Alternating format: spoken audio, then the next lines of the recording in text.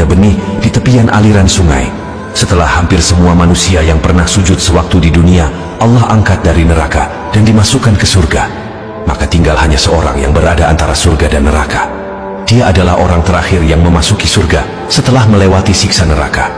Dia sedang menghadapkan wajahnya ke neraka seraya berkata, "Ya Tuhanku, palingkanlah wajahku dari neraka. Sungguh anginnya neraka telah meracuni aku, dan baranya telah memanggang aku."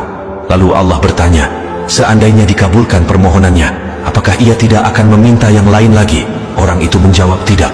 Maka Allah membuat perjanjian dengan orang tersebut sesuai dengan apa yang diucapkannya.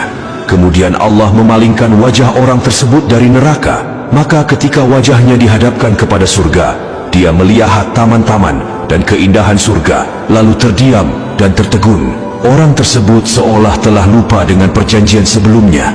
Ia kembali memohon kepada Allah, "Ya Tuhanku, dekatkan aku ke pintu surga." Allah Azza wa Jalla berfirman, "Bukankah kamu telah berjanji dan mengikat perjanjian untuk tidak meminta sesuatu setelah permintaan kamu sebelumnya?" Orang itu menjawab, "Ya Robbi, aku tidak mau menjadi makhlukmu yang paling celaka." Allah kembali bertanya, "Apakah jika telah diberikan permintaanmu sekarang ini, nantinya kamu tidak akan meminta yang lain lagi?" Orang itu menjawab, "Tidak, demi kemuliaanmu, aku tidak akan meminta yang lain setelah ini." Maka Allah kembali membuat perjanjian dengannya. Lalu orang tersebut didekatkan ke pintu surga.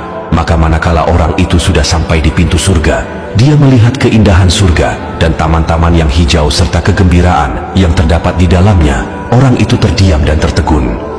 Kemudian orang itu berkata, "Ya Allah, masukkanlah aku ke surga." Allah berfirman, "Celakalah kamu dari sikap kamu yang tidak menepati janji. Bukankah kamu telah berjanji dan mengikat perjanjian untuk tidak meminta sesuatu setelah kamu diberikan apa yang kamu pinta?" Orang itu berkata, "Ya Allah, janganlah engkau menjadikan aku ciptaanmu yang paling celaka." Dalam kelanjutan hadis sahih tersebut, Nabi Muhammad menjelaskan bahwa Allah tertawa atas sikap orang itu. Sebagai catatan, kita hanya wajib mengimani kejadian tersebut tanpa diperbolehkan untuk menanyakan atau membayangkan bagaimana tertawanya Allah. Kemudian Allah mengizinkan orang itu memasuki surga. Setelah itu Allah berfirman, "Bayangkanlah." Lalu orang itu membayangkan tentang kenikmatan surga yang akan ia peroleh.